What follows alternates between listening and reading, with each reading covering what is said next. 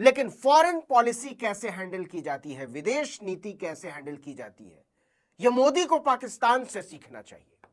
या कहें कि अंतर्राष्ट्रीय मोर्चे पर पाकिस्तान ने मोदी प्रशासन का बाजा बजा दिया है। लेकिन जिस आदमी का चीन की इस परेड में शामिल होना नरेंद्र मोदी की पूरी विदेश नीति पर तमाचे की तरह है, वो है पाकिस्तान के आर्मी चीफ जनरल असीम मुनीर का शामिल होना। मोदी इसी से खुश थे कि पुतिन ने उनको अपनी गाड़ी से घुम्मी घुम्मी करा दिया।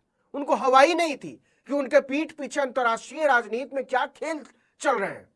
जिस समय नरेंद्र मोदी बीजिंग से दिल्ली के लिए रवाना हो रहे थे, ठीक उसी समय भारत में बेकसूरों का खून बहाने के लिए जिम्मेदार पाकिस्तान का जनरल असीम मुनीर इस्लामाबाद से बीजिंग के लिए रवाना हो रहा था। खुद शी जिनपिंग ने उनका स्वागत किया। नरेंद्र मोदी को या उनकी सरकार को इसके बारे में कुछ हवा ही नहीं थी। पाकिस्तान ने न केवल चीन की परेड में हिस्सा लिया, बल्कि शी जिनपिंग और व्लादिमीर पुतिन के साथ 1-to-1 बैठक भी की। चीनी नेताओं ने कहा कि पाकिस्तान उनका आयरन ब्रदर है। आपको बता दें कि चीन पाकिस्तान को 81% हथियार की सप्लाई करता है। ऑपरेशन सिंदूर के दौरान पाकिस्तान ने भारत के खिलाफ चीन के ही बनाए हुए J-10C फाइटर जेट और PL-15 मिसाइल का इस्तेमाल किया था। आप में से कुछ लोगों को यह बात बुरी लग सकती है, लेकिन इससे सच नहीं बदलेगा। हम और आप चाहे जितनी आलोचना कर लें, लेकिन फॉरेन पॉलिसी कैसे हैंडल की जाती है, विदेश नीति कैसे हैंडल की जाती है, यह मोदी को पाकिस्तान से सीखना चाहिए। या कहें कि अंतर्राष्ट्रीय मोर्चे पर पाकिस्तान ने मोदी प्रशासन का बाजा बजा दिया है, तो गलत नहीं होगा। जरा इस तस्वीर को ध्यान से देखिए। इस तस्वीर में कहीं नरेंद्र मोदी नजर आ रहे हैं? दरअसल यह चीन के विक्ट्री डे परेड की तस्वीर है।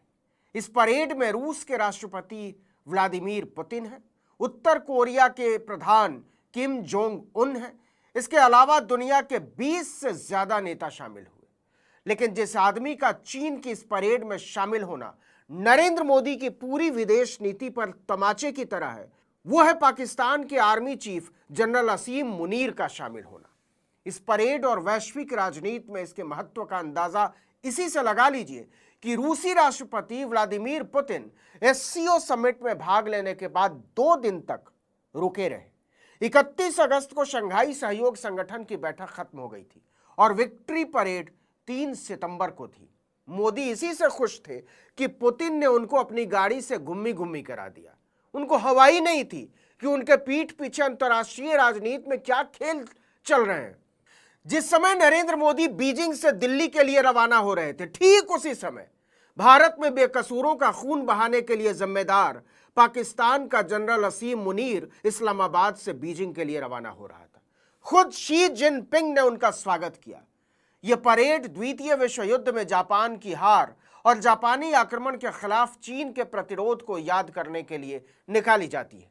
असीम मुनीर अकेले ऐसे विदेशी आर्मी चीफ हैं जो इस परेड में हिस्सा लेने के लिए पहुंचे थे। चीन ने अपनी इस परेड में दुनिया को महाविनाशक परमाणु मिसाइलों से लेकर किलर ड्रोन तक दिखाकर अपना शक्ति प्रदर्शन किया। और चीन के निशाने पर है कौन? अमेरिका, जापान, ताइवान और भारत जैसे देश। नरेंद्र मोदी को या उनकी सरकार को इसके बारे में कुछ हवा ही नहीं थी। पाकिस्तान ने न केवल चीन की परेड में हिस्सा लिया, बल्कि शी जिनपिंग और व्लादिमीर पुतिन के साथ 1-to-1 बैठक भी की। शी जिनपिंग के साथ मुलाकात में जहां असीम मुनीर के साथ पाकिस्तान के प्रधानमंत्री शहबाज शरीफ भी थे, तो वहीं पुतिन के साथ शहबाज शरीफ की अकेले में बैठक हुई। चीनी नेताओं ने कहा कि पाकिस्तान उनका आयरन ब्रदर है। आपको बता दें कि चीन पाकिस्तान को 81% हथियार की सप्लाई करता है। ऑपरेशन सिंदूर के दौरान पाकिस्तान ने भारत के खिलाफ चीन के ही बनाए हुए J-10C फाइटर जेट और PL-15 मिसाइल का इस्तेमाल किया था। इस लड़ाई के बाद असीम मुनीर को पाकिस्तान की सरकार ने फील्ड मार्शल बना दिया था। फील्ड मार्शल कभी रिटायर नहीं होते।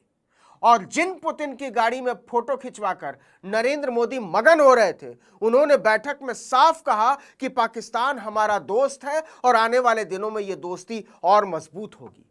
यकीन न हो तो सुन लीजिए, इस वीडियो को क्रेमलिन ने खुद जारी किया। Pakistan remains our traditional partner in Asia. We cherish the relations between our countries. इतना ही नहीं, व्लादिमीर पुतिन ने कहा कि पिछले दिनों पाकिस्तान और रूस के व्यापारिक संबंधों में कुछ कमी जरूर आई थी, लेकिन अब हम मिलजुल कर इसे फिर से उसी तरह मजबूत करने को कृत संकल्पित हैं। Objective circumstances, our trade decreased by a very small amount, but nevertheless, it's a good signal for us to work harder to analyze what happened and to make the necessary changes. मतलब चीन, पाकिस्तान, रूस भाई भाई। लेकिन बात इतनी ही नहीं है। चीन और अमेरिका दोनों ही पाकिस्तान को गले लगाने को बेताब है। दोनों खजाना लुटा रहे हैं उसके ऊपर, दोनों पाकिस्तान को अपना दोस्त बता रहे हैं, और दूसरी तरफ दोनों ही देशों ने भारत को हाशिए पर फेंक रखा है। आपको याद हो तो डोनाल्ड ट्रंप ने पाकिस्तानी सेना प्रमुख हसीम मुनीर को 18 जून 2025 को व्हाइट हाउस में लंच के लिए आमंत्रित किया था, और यह ऑपरेशन सिंदूर के बाद की बात है। यह पहली बार था जब किसी अमेरिकी राष्ट्रपति ने पाकिस्तान के सेना प्रमुख को व्हाइट हाउस में लंच के लिए बुलाया था। इस मुलाकात के बाद ट्रंप ने खुलकर पाकिस्तान और हसीम मुनीर की तारीफ की थी। वही डोनाल्ड ट्रंप रोज नरेंद्र मोदी की बखिया उधेड़ता है। एक बार फिर से उसने कहा है कि भारत का कारोबार अमेरिका के रहमो करम पर है।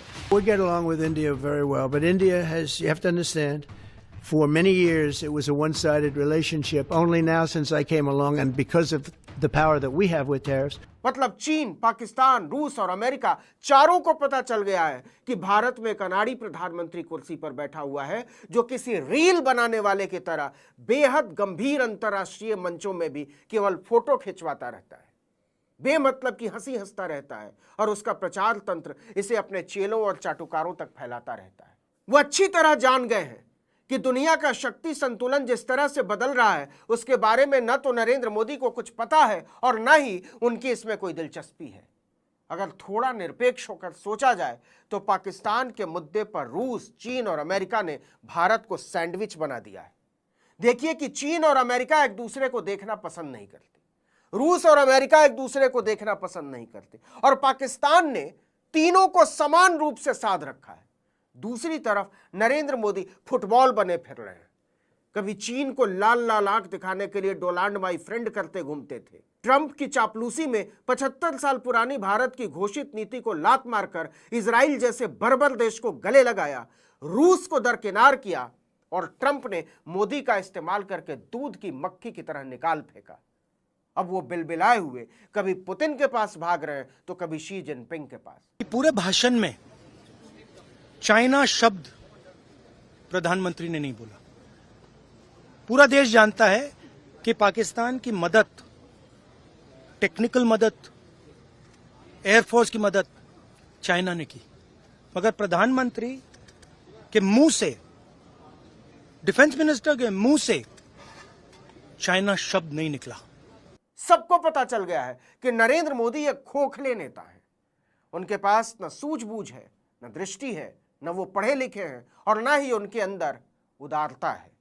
जो व्यक्ति अपने देश को ही एक साथ जोड़कर आगे ले जाने के खिलाफ है, धर्म के आधार पर अपनी ही जनता को भड़काता रहता है, अपने ही देश के पढ़ने लिखने वाले छात्रों, अध्यापकों, वकीलों, चिंतकों, लेखकों, पत्रकारों को अर्बन नक्सल, देशद्रोही और आतंकी कहता फिरता है, उन्हें जेलों में डलवा देता है, वो दुनिया को क्या ही रास्ता दिखाएगा। नरेंद्र मोदी की आंखें शी जिनपिंग के सामने श्रद्धा और डर से झुकी हुई थी। उनकी हिम्मत नहीं हो रही थी आंख में आंख डालकर बात करने की। इतिहास इस बात को याद रखेगा कि मोदी जब ऑपरेशन सिंदूर के बाद शी जिनपिंग से पहली बार मिले तो वो इतना तक नहीं बोल पाए कि भारत के खिलाफ जंग में पाकिस्तान को हथियार मुहैया कराना हमें नागवार गुजरा है। सच ये है कि जिनपिंग के सामने मोदी बहुत पिलपिले नजर आ रहे थे। पुतिन और जिनपिंग जैसे विश्व नेताओं के सामने मोदी का बेमतलब खिलखिलाना बता रहा था कि अंतर्राष्ट्रीय कूटनीति के मामले में उनकी समझ शून्य है। अंडा।